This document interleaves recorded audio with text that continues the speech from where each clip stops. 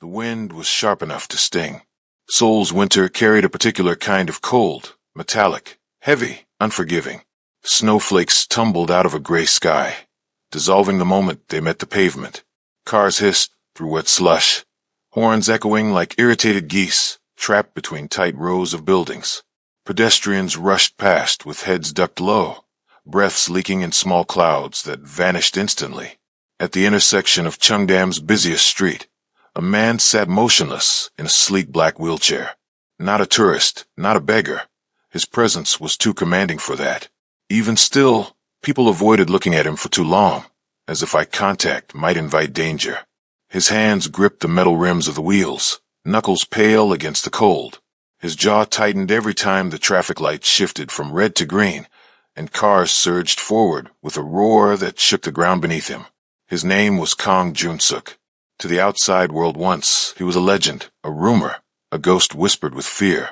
The most calculating mind the Korean criminal underworld had ever seen. A man who built empires from silence, who never raised his voice but conquered everything in his path. But that was before the accident. Now he hadn't crossed this street in 8 months. His therapist called it psychological paralysis, a trauma-triggered fear that locked his body up whenever he faced unpredictable movement or a loud noise. The doctors insisted his spine wasn't damaged beyond recovery. They swore he'd walk again if he could confront the terror eating him alive. But they didn't know what it felt like to be trapped inside your own body. The world didn't see the man who once commanded armies of loyalty. They saw only a broken shape in a chair, a fallen king waiting for someone to pity him. Jun-suk would rather choke on snow than be pitied. He stared straight ahead, chest rising and falling sharply as tires splashed puddles just inches away. His breath shook. His palms were sweating despite the freezing air. He could hear his therapist's voice. Just cross. Even halfway. Even 1 meter. Prove your body will obey you again. But the moment he tried to move, his muscles locked like steel bars. His lips parted soundlessly. He shut his eyes, and the world roared around him. Behind him, a soft voice broke through the chaos. Are you all right? He didn't turn. Most people avoided speaking to him directly. They glanced, they whispered, they skirted wide. Nobody ever stopped. So the voice surprised him enough that he slowly lifted his gaze. Standing a step behind him was a woman, breathless from running. A worn canvas tote dangled from one arm, grocery items poking through torn paper.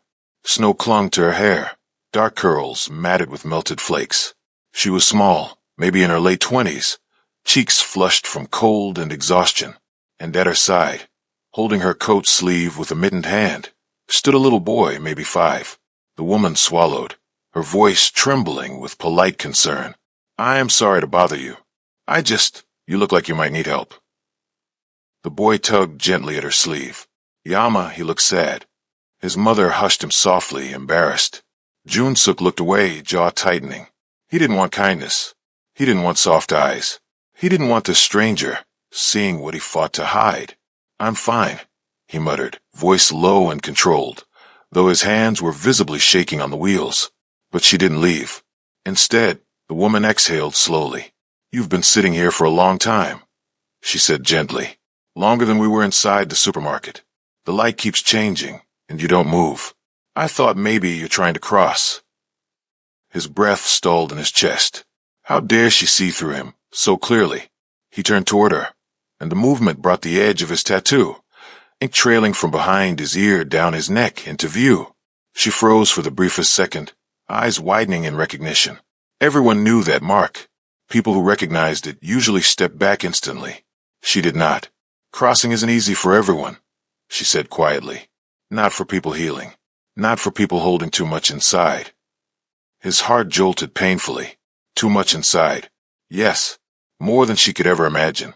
He finally spoke, eyes fixed ahead, voice a thin thread. I'm not afraid of cars.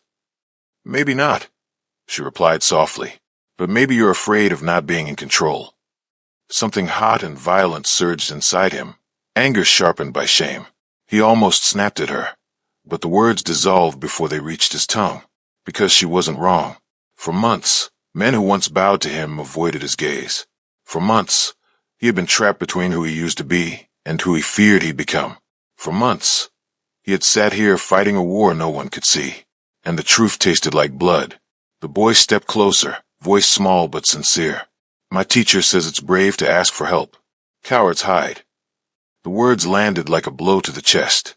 Jun Suk shut his eyes, pain twisting inside him. I don't need help, he whispered, but his voice cracked on the last word, and the woman heard it. She stepped behind him, her hand hovering over the wheelchair handles, but not touching yet, giving him space to refuse. If you want, she said gently, I can walk with you, just for today. The city noise faded into a low hum. His pulse thundered in his ears. He could feel the shame of needing help burning through him. He almost said no. He almost told her to disappear like everyone else. But then, his hand slipped off the wheels, fingers trembling too hard to grip. His voice was barely audible. Please, she swallowed, and something bright and fierce flickered in her eyes. Empathy without pity. Okay, she whispered. Then you're not alone. Her hands settled firmly, warmly, on the wheelchair handles. Jun Suk inhaled sharply at the sensation, steady, grounding, real. The traffic light turned green. Engines revved. Cars lunged forward. His entire body stiffened. Breath locked in his throat as his vision blurred at the edges. He could hear echoes, metal twisting, glass shattering screams, sounds buried under months, but never gone. The woman leaned slightly forward, voice soft enough only he could hear. Breathe. I'm right here. He forced air into his lungs, chest rising unevenly. The chair rolled forward, slow, controlled, her steps matching his breaths. But halfway across, a horn blared, sudden, violent, echoing like a gunshot. Jun Suk flinched violently. His hands shot up, gripping the sides of the chair, muscles seizing. His breath broke into short, panicked bursts. The woman tightened her hold. It's okay. You're safe. No, he gasped, shaking. No, stop. Cars skidded around them, water splashing. Pedestrians stared. His heart hammered, so hard it felt like his ribs might crack. Look at me, she said urgently. He didn't. He couldn't. Jun Suk, look at me. His eyes snapped open. Shock rooted him. No, Sang-woo said softly. But you fell. Silence settled, sharp and bitter. Then Sang-woo leaned in, voice dropping to a whisper edged with threat. And weakness is contagious. It spreads, especially to those who stand too close. Jun Suk's heart kicked painfully. His pulse roared in his ears. You stay away from them, he said, voice low with warning. Sang-woo chuckled. Ah, so they matter. Interesting. His hand landed briefly on the wheelchair handle, possessive, testing. Jun Suk's eyes turned steel.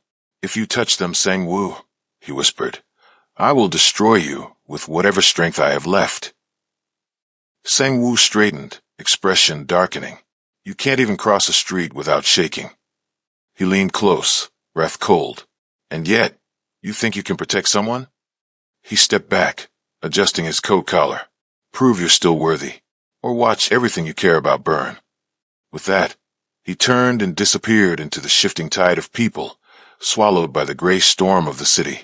Jun Suk closed his eyes, trembling, not from fear of Sang-woo, but from the truth that shadowed his words. Without power, he had nothing. Without control, he was a target. And now Haun and Minjun were, too. For the first time since the accident, rage burned through him, hot, alive, ferocious. It drove into his muscles like electricity, forcing his spine straight, forcing breath back into his body. I must stand. I must fight. I must protect them, even if it killed him. The next morning, he returned early to the same intersection. Snow had fallen thick overnight, burying the sidewalks in white, muting the roar of traffic beneath a blanket of soft silence. He waited, watching every movement, every face. Minutes ticked by. Then he saw them. Haun walked toward him, holding Minjun's mittened hand.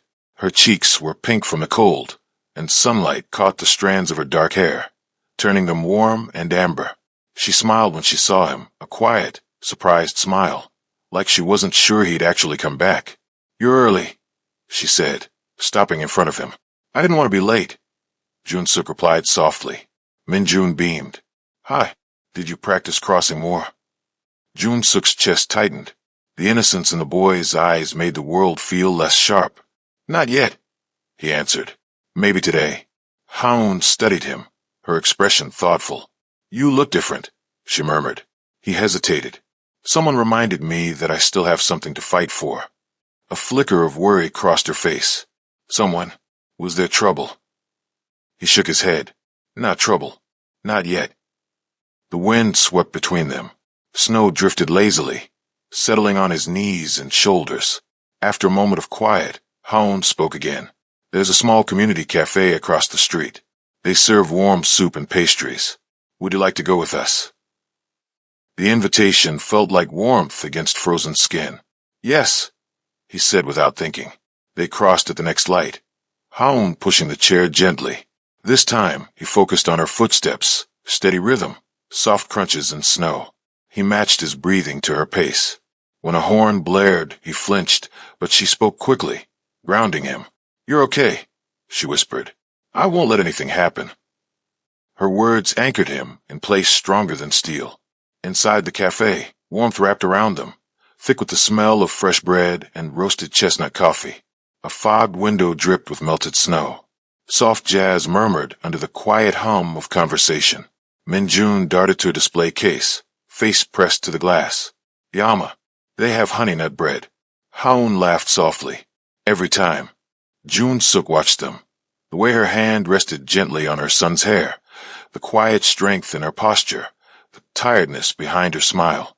He didn't want to look away. Haun slid into the seat across from him, resting her hands around a steaming cup of green tea. May I ask something? She said softly. He nodded. Do you have someone? Family? Anyone who helps you? Jun-suk's throat tightened. No, I'm sorry. Don't pity me. Her eyes met his, unwavering. I'm not. It's just everyone deserves to have someone. He forced breath into lungs that suddenly felt too small. What about you? Minjun's father. Haun looked down at her hands. He died when Minjun was 3. A work accident. After that, we learned to survive alone. Silence fell, but it wasn't empty. It was thick, shared, honest. For the first time in years, someone saw him without seeing power or fear. And for the first time in years, he wanted to be seen. He spoke before he could swallow the words back. I used to be someone people feared, he said quietly. Someone who made decisions that hurt others. I wasn't a good man. Haun lifted her gaze, steady and gentle. Maybe you're not that man anymore. His breath stilled. No one had ever spoken to him like that. No one had ever offered him a future instead of chaining him to his past. Something unfamiliar warmed inside him, soft, hopeful, terrifying. Minjun returned carrying pastries the size of his face. He slid into the seat and held one out to Jun-suk. This is the best. Try it. His small hands were warm, trusting. Jun-suk hesitated, his fingers rigid with muscle tremor, but Minjun gently placed the pastry into his palm. You're shaking, the boy said softly. My mom says when people shake, holding something warm helps. Jun-suk swallowed. Hard. Haun watched him, eyes soft, full of something that felt like possibility. He took a bite. Sweet honey, warm bread, cinnamon. He closed his eyes. For a moment, the world was silent. He didn't hear cars, didn't hear echoes of screams, didn't feel trapped inside his own body. He felt alive. Thank you, he whispered. Minjun grinned. You're welcome. Haun's smile reached her eyes. You're doing better today. He nodded slowly. Because you're here. A flush touched her cheeks, surprised, flustered, moved. And in that instant, before he could say more, the cafe door slammed open with a violent crack. 3 men stepped inside, black coats, boots tracking snow, eyes scanning with predatory intent. Their leader locked eyes with Jun-suk. The room shifted. The temperature dropped. Every muscle in his body turned stone. Haun stiffened. Do you know them? Jun-suk's voice was a whisper of dread. Yes. The man at the front smirked. Boss says hello. Haun instinctively reached for Minjun, pulling him close. Jun-suk's pulse thundered. He gripped the table edge, trying to stand. His muscles seized. Pain tore up his spine. Vision flickered. The man chuckled. Still broken, I see. Another stepped forward. We'll take the woman and the kid. Should be enough to make you behave. No, Jun-suk's voice was hoarse, shaking with fury. You don't touch them. The leader leaned in, enjoying the power. Make us stop. The cafe fell into breathless silence. Jun-suk grabbed the armrest, forcing strength into deadened legs. His teeth clenched hard enough to almost crack. His entire body trembled, sweat breaking across his forehead. Haun looked at him, terrified but steady. Don't hurt yourself, she whispered. Please. But he met her eyes, and something blazed inside him, fierce and unbreakable. I won't let them take you, he said. Not while I'm breathing. He pushed up again, agony ripping through his body. His legs trembled violently. And then, for the first time in 8 months, they held. The chair slid back as he stood, wavering but upright, hands braced on the table. The 3 men froze, shock flickering across their faces. Haun gasped softly, hand covering her mouth. Min-jun whispered, eyes wide with awe. You're standing. Jun-suk lifted his head, gaze burning. If you want to hurt someone, he said, voice steady and cold. Hurt me. The leader's smile vanished. Wrong answer. He reached into his coat, and the glint of a weapon flashed. Haun screamed. Jun-suk lunged forward, body fueled by sheer will, throwing himself between the man and the family he barely knew but needed to protect more than his own life. Hands grabbed him. Furniture crashed. Min-jun cried out. Chaos erupted. And then, a gunshot split the air. The cafe windows shattered in an explosion of glass. People screamed, ducking under tables. Haun snatched Min-jun into her arms, shielding him with her body, while Jun-suk struggled against 2 men, holding him down. His voice ripped from his throat, raw and desperate. Don't touch them. The leader leaned down, eyes gleaming with victory. Too late. We kings lose everything. He raised the weapon again, pointing it at Haun. Jun-suk's heart stopped, and time shattered around him. The world narrowed to a single frozen moment. The gun hovered inches from Haun and Min-jun, shaking slightly in the hand of the man aiming it. Snow gusted through the broken cafe windows, swirling like white ash in a collapsing battlefield. Haun wrapped her arms around her son, turning her body to shield him. Min-jun sobbed into her shoulder, trembling uncontrollably. Jun-suk's heart slammed against his ribs. His vision blurred. His legs shook beneath him like branches under too much weight. The leader's voice cut through the chaos. Move another step, and I'll put the bullet through the boy. Jun-suk froze. Terror punched through him, colder and sharper than any pain his body knew. The man's finger tightened on the trigger. Haun whispered desperately, Please don't, he's just a child. The leader sneered. Blame your friend here. The whole city used to shake when he walked. Now look at him. Broken, weak, useless. He angled the gun lower, straight at Min-jun's small back, and Jun-suk heard a sound he didn't recognize, a raw, animal roar tearing out from his own chest. No, he lunged forward with everything he had left, body screaming in agony. His legs buckled, threatening collapse, but rage held him upright, carried him farther than muscle ever could. Time fractured. The leader pulled the trigger. A thunderous crack shattered the air. In the fraction of a heartbeat before the bullet struck its target, Jun-suk threw himself in front of them, arms spread wide like a shield, body twisting to block the shot. Pain exploded through him, white, blinding, violent. The force knocked him backward, slamming him hard onto the floor. Haun screamed. Min-jun cried, voice breaking. Blood spread warm and fast beneath Jun-suk's shaking hands as he pressed weakly against his side. The leader stepped forward, stunned. You idiot. You should have let them die. Jun-suk's voice came out a broken whisper, but his eyes burned with fire. Touch them, and I'll kill you, even if I have to crawl. Something inside the cafe shifted, the air, the balance, the fear.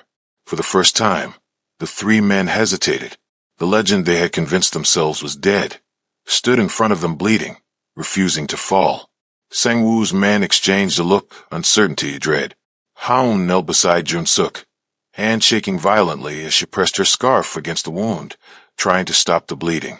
Stay with me, she whispered, voice breaking. Please, please don't close your eyes. Jun-suk's breathing came in ragged gasps. He fought to stay conscious. His gaze locked with hers, darkness closing in at the edges. If I die right now, he whispered, voice faint as smoke, I want the last thing I see to be you. Tears spilled down her face. No, no, don't say that. You're not dying. Do you hear me? You're not. Min-jun clung to Jun-suk's hand, sobbing. Please don't go, you promised. Jun-suk swallowed hard, every word scraping his throat raw. I won't leave you. Either of you. The leader recovered from shock, rage twisting his face. He lifted his weapon again, voice shaking with fury. Fine, then you can all die together. Before he could fire, the cafe door slammed open again, violently, explosively. A squad of dark-clad men poured inside, guns drawn, moving with deadly precision. Sang-woo's voice boomed from behind them. Stand down. The leader froze. Jun-suk's remaining strength burned with hate. Sang-woo stepped forward, expression carved from stone. I told you to scare him, not shoot him. Idiots. He swung his gaze toward Jun-suk. No humor now, no lazy grin. Something harder, older, twisted. Look at what you've become, Sang-woo said softly. Bleeding on the floor for strangers, while the empire you built crumbles. His voice darkened. Give me the throne. I'll spare them. I'll spare you. Jun-suk forced his body upward, teeth clenched in agony. His arms trembled violently, but he lifted himself anyway, refusing to stay down. I would rather bleed here, he rasped, than kneel to a traitor. Sang-woo's eyes narrowed. Then die. He raised his hand in a silent command. His men shifted, guns locking on target. Haon instinctively shielded Min-jun, pulling him close. And Jun-suk, half-conscious, barely breathing, did the impossible. He stood, his body trembled, supported only by fury and love, by the stubborn refusal to die without protecting the only people who had ever seen him as more than a monster. He met Sang-woo's eyes, a king reclaiming his crown. If you want to kill them, he said, voice steady despite the blood soaking through his shirt, you'll have to shoot me again, and again, and again. Silence cracked through the room. Then, a sound split the tension like lightning, the metallic clatter of weapons hitting the floor. Half of Sang-woo's men slowly lowered their guns, stepping back. One spoke quietly, voice trembling. We followed you because he taught us loyalty, not cowardice. Another added, we serve Kang Jun-suk. Sang-woo stared, stunned, betrayal swallowing his expression whole. You pathetic fools. He's finished. He can't even stand. Jun-suk swayed, threatening collapse. Haon grabbed his arm, holding him upright. He didn't look at Sang-woo when he spoke. He looked at her. Maybe I can't stand alone, he whispered, but I can stand with her. Haon's eyes filled with tears, but they were steady, proud, fierce. Sang-woo snapped. He lunged forward, grabbing a fallen gun from the floor. But before he could raise it, two of his own men tackled him to the ground, wrenching the weapon away, pinning him down. Sang-woo screamed, voice cracking with rage. You think you win? You're dying. You're already dead. Jun-suk breathed hard, vision swimming. Maybe he was right. Maybe he didn't have much time. But for the first time, death didn't scare him. Haon knelt in front of him, pressing her forehead to his. Stay with me, she whispered, voice shaking. Don't fade. I need you. We need you. His hand rose, shaking violently, and cupped her face. The gesture was small, but it was everything. I thought I was already dead, he whispered, until the moment you touched my chair and walked with me. Her tears fell onto his hands. I'm not ready to lose you, she breathed. He smiled, faint, broken, beautiful. Then I'll fight. For you. His body collapsed forward into her arms, consciousness finally slipping away as sirens wailed in the distance. The world dissolved into darkness. Epilogue 6 weeks later. Spring sunlight spilled through the open window of the rehabilitation center. Cherry blossoms fluttered past like soft pink snow. The world smelled alive. Jun-suk sat in the physical therapy room, sweat beading across his forehead, hands gripping parallel bars. His face tightened in concentration as he forced weight into his legs. They trembled violently, but they held. The therapist stepped back, astonished. You're getting stronger every day. Jun-suk shook his head faintly. Not alone. Behind him, soft footsteps. Haon stood in the doorway, carrying a small lunch bag. Min-jun raced past her, barreling straight into Jun-suk's arms. You are standing again, the boy shouted with delight. Like a superhero. Jun-suk laughed, a sound that felt unfamiliar but right. His hand landed gently on Min-jun's hair. Haon walked closer, her voice soft. "You scared me," she whispered. "I thought I'd lost you." He met her eyes, steady, certain. "You saved me." She shook her head. "You saved yourself. We just reminded you why." He held her gaze, breath unsteady, not from fear, but from feeling too much all at once. "I meant what I said," he murmured. "I want to stand with you. Not just today. Not just until I walk again. I want to build something real, if you'll have me." Tears filled her eyes, not from pain, but from hope. "You already have me," she whispered. He exhaled, relief breaking across his face like sunlight. Very slowly, carefully. He let go of the bars and took a single step forward. His legs shook. Haon reached out. He stepped into her arms, holding her as if anchoring himself to life itself. Min-jun clapped loudly behind them. "Does this mean we're a family now?" Jun-suk looked down at him, then at Haon, then back to the boy. "Yes," he said softly, "if you'll let me be part of yours." The boy threw his arms around both of them. Outside, cherry blossoms drifted past the window, quiet, gentle, full of promise. Inside, a broken king learned how to live again, not through power, not through fear, but through love that held the handles of his wheelchair and walked beside him when he couldn't walk alone. And step by step, he knew he would never be alone again. Thank you for listening to Paralyzed Korean Mafia Boss is terrified to cross the street alone until a single mother holds the handles of his wheelchair and walks with him. If you enjoyed this story, don't forget to like, subscribe, and share. Your support means the world. Until next time, Red Heart.